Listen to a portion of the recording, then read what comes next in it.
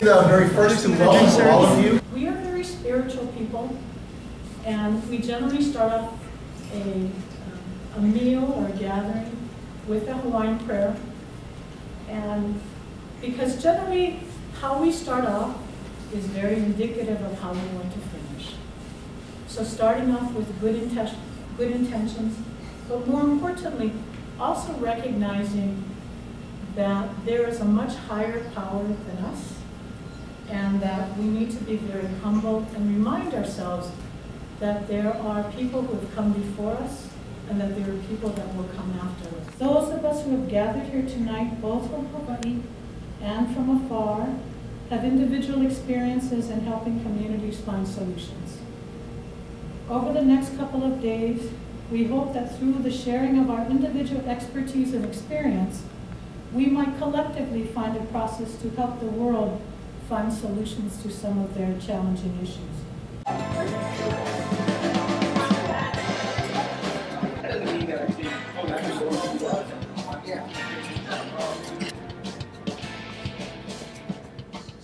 You gave me a time. All speeches need a time. Politics, science, and collaboration. For all of us who are fans of the television show Jeopardy, that's the answer. So then, what's the question? The question is, name a man-made disaster, a dangerous set of myths, and a figment of Peter Adams. But it's also our reality. I mean, the reality that we're living in today is disasters, is myths, is figments, but it is that mix of politics, of science, and a strong desire for collaboration that brings us together tonight. You know, everyone in this room is dedicated to meeting the challenges that we face as a community, as a set of communities, in trying to resolve our problems in a productive and healthy manner. The opportunities that scientific method brings us, and obviously the collaborative process, which honors its participants and the communities that it's in. And that process gets more interesting for us all the time. One of the things we're dealing with is the virtual mountain of information that's available to us in the world. There is a short film that I recommend to all of you. Go on www.youtube.com and type in "Did you know?" Fascinating little film of statistics that will terrify you. There are 31 billion Google searches every month. So 31 billion opportunities to go online and ask for answers to questions or to find out information. It is estimated that there are 4 exabytes, that's 4 times 10 to the 19th power, of unique information will be generated this year, which is more information that's been generated in the last 5,000 years. The amount of new technical information doubles every 2 years. So imagine what we're up against when we start talking about we're going to bring scientific information to the table. The overload of information is huge, but it's not just that there's a lot more information. We're also getting a lot more questions for ourselves about how good that information is. I don't know about the rest of you, but I was raised on generally accepted sources like the Encyclopedia Britannica, the World Book, and the Oxford Dictionary. If it was in one of those 3, it wasn't a fact. Today, for my kids, it's called Wikipedia. Go on to that, and then look at the bars across the top of it. And right to the right of center is one that says edit. So on this piece of solid information, I, as a reader of it, have a right to click edit and change it. So I can go in there and alter the facts in that Wikipedia reference to virtually anything, even if I know nothing about it. You know, I have to list my name so that someone can come back and dispute it. But the reality is I can edit the history or the information that's on Wikipedia, knowing that my daughter and her friends are looking it up and using it in their papers in class as if it were fact. And I've looked at some of the Wikipedia things about Hawaii and about Hawaiian history, and I found references that I know are 180 degrees wrong. I mean, all you really have to do with a sentence is add the word "not," and then it's correct. But whoever wrote that for whatever reasons or motives or lack of knowledge, and it's running around the world as a fact. under Wikipedia, because they're using that pedia thing like Encyclopedia Britannica.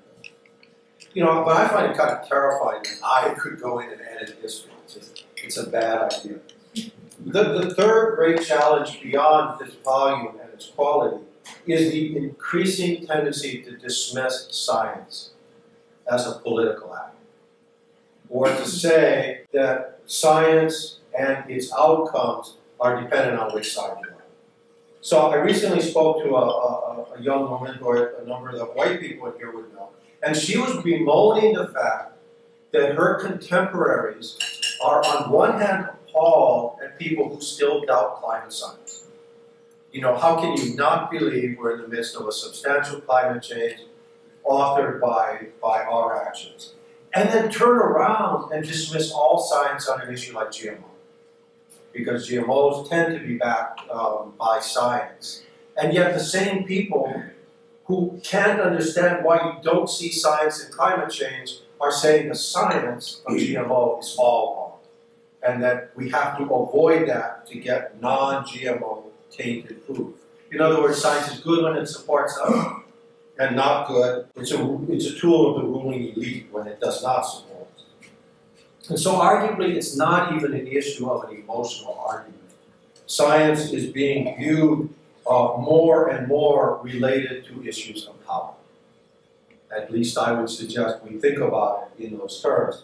When science challenges the status quo, as it did with climate change, so people believe that it's actually taking on, if you will, the elite or the establishment, then it is somehow inherently believable or truthful.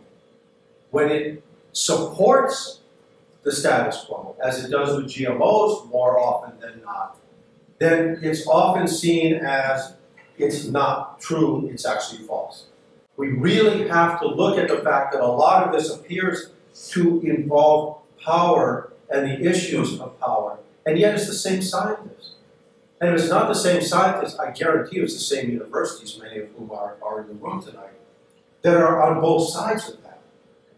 So it's not the scientists and it's not the universities, it's the perspective on it that comes with people involved and why they're part of it. So I think as we head into this set of discussions the next few days, I urge us to have a couple thoughts in mind. One is to approach with great humility.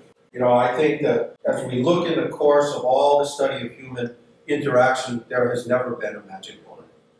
There is still not a formula that allows us to work with human beings predictably in the same way and have great success. So if you go to the bookstore, you can buy books that will instruct you in great detail on exactly how to make sure you have a successful meeting or facilitation, or whatever. So I was really pleased that Peter and Masashiro, in putting this together, use the A word rather than the D word. Joint fact-finding is a technique. It is not the, especially not capital letters, the in the pantheon of collaborative processes. It's been said that the way you can tell an experienced physician from a young physician is that the young physician will tell you, here's what's wrong with you, and here's how we're going to fix it. The older physician goes, here's what it looks like is going on, and we're first going to try this. You know, and if we would approach most things we do with about that attitude, you know, in our case, this is a process that's had good results in similar cases. We believe we should try it. But the moment we start acting as if it is the answer to every problem, I think we will find ourselves in trouble. As one elder once said to me, Robbie, please under-promise and over-deliver. Even if the process and in the end appears not to have been successful, the process itself is important. Anytime you can get a group of antagonists into a room and work together for a period of time, you have altered the course of that dispute, no matter what else happens.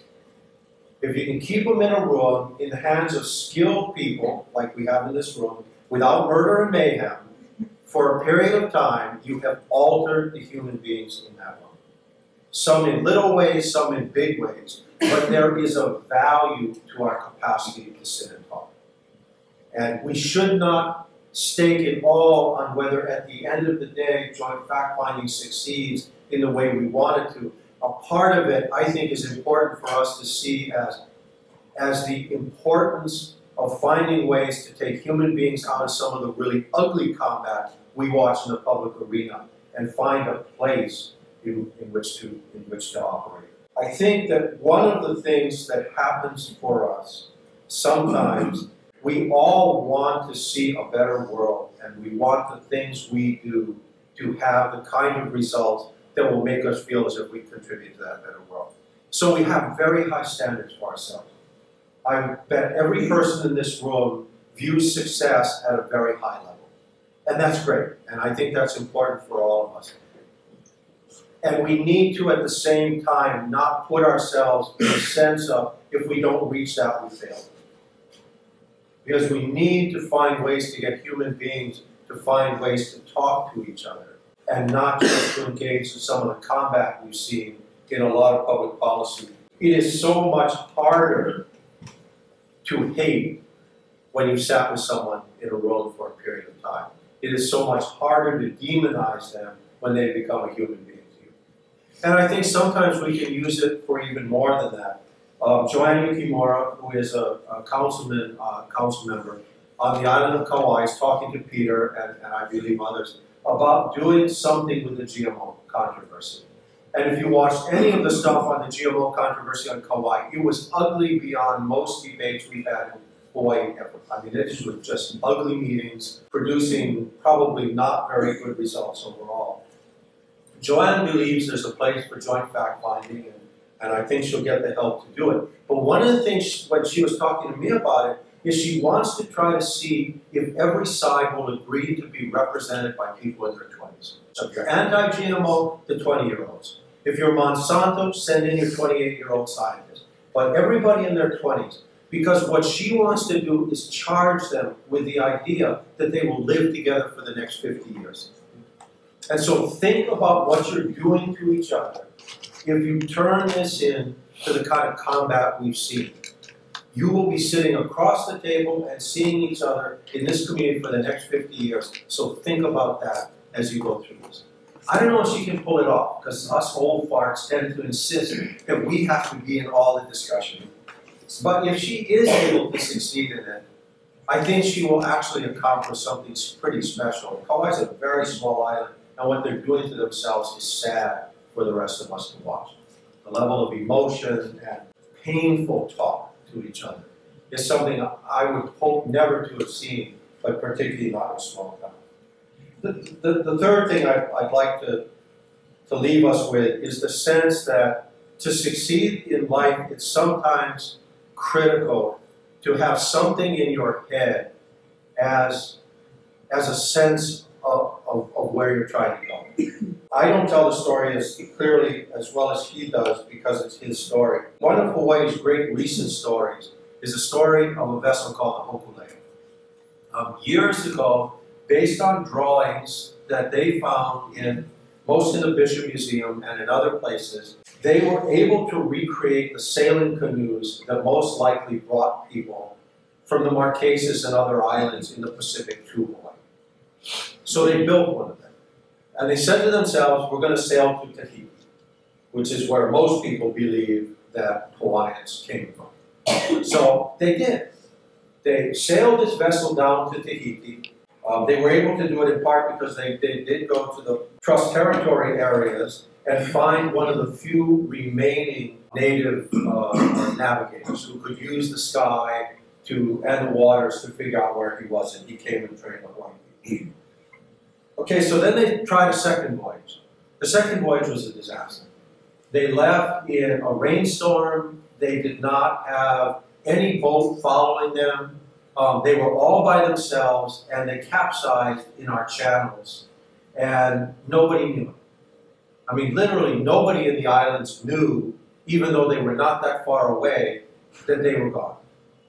One of the members of that crew went off on a surfboard to try to get to the nearest land, and that's the legend of Eddie Aikau, and Eddie would go, bumper stickers.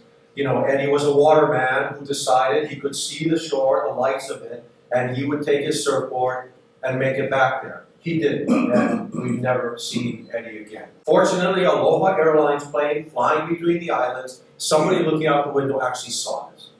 And that miracle allowed the vessel to be saved. When it was over, in part because of who Eddie was, the crew of that vessel and the Native Hawaiian community was unwilling to take a third voyage. And so for a period of time, the whole idea of sailing again was dormant.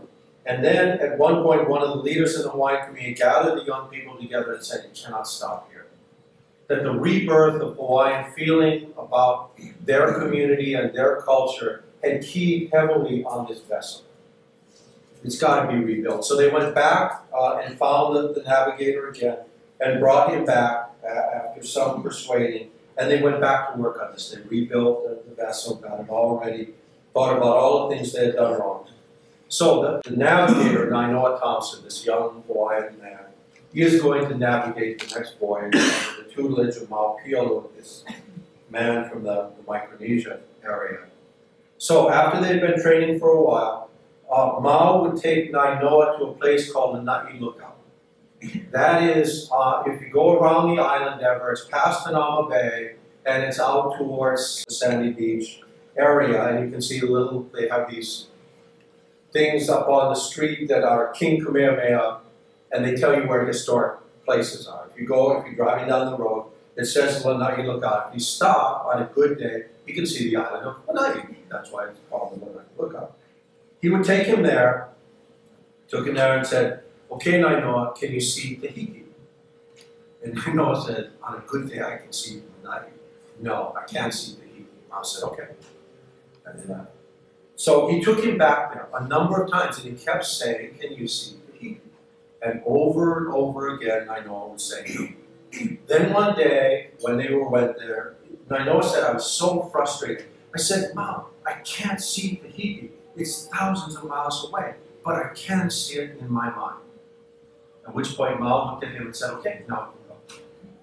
You know, until the person leading it had a vision that allowed them to say, "I know where I'm going," Mao was not willing to get on a vessel or let them. And I think that story is one that always reminds me that a lot of times when we're leading something, we need to have a vision in our mind of what it's about. Now, a lot of you have much more time in joint fact-finding than I do. And obviously, I'm an observer, not a practitioner. You know, I've read up on it, I've listened to Peter and others talk about it. I have my own sense of it, but I also have my sense as someone who sponsors, brokers, whatever word you want to use, work in community, of what I'd like to see it thought of in this context. So I have a picture. This is what in Hawaiian is called a kipuka. It is what happens when lava flows come down but manage to leave a piece of forest alone. So in the midst of new lava flows is this piece of green. And so birds and plants and animals can survive in that space. And if you look at the picture, you know, everything else is burned around these places, but these places survive. And they provide a refuge for a bird flying over it, for an animal walking through it, clearly for a human being whose feet are being taken apart by walking on lava. This is a great place to wind up. In many ways, to me, something like joint fact-finding is exactly this. In the center of an ugly GMO debate, in the center of a big fight, can we create a space? A space where people can come together, antagonists, everybody that's representing a different size, and find a place to talk. Find a place to work together, find a place to think together. You're not getting rid of the rest of the lava flows. I mean, they're still going to be around. You know, this isn't going to solve everything for everybody, but it has the opportunity to provide that island in which good things can happen. And if it leads to solutions, great. And if it does nothing else other than give people a greater sense of themselves and each other and of what it would look like when we're not in the murder and mayhem mode, it has accomplished something no matter what for our society. So I leave you with the thought that that if we create an image of what we do that provides a value and is achievable, because that island is achievable, they exist. And they can exist as near as I can see from all the work I've done in communities over the last 30 or 40 years. We have found spaces over the years. They need to be well led. That's what you're about. They need to be exquisitely well led when you're dealing with things like GMOs. But they can be led, and they can be done. And if people see those, I believe both leaders who have the opportunity to sponsor these and antagonists in the community will start to think, isn't that a better way? Didn't something better happen there than some of those hearings we've seen? So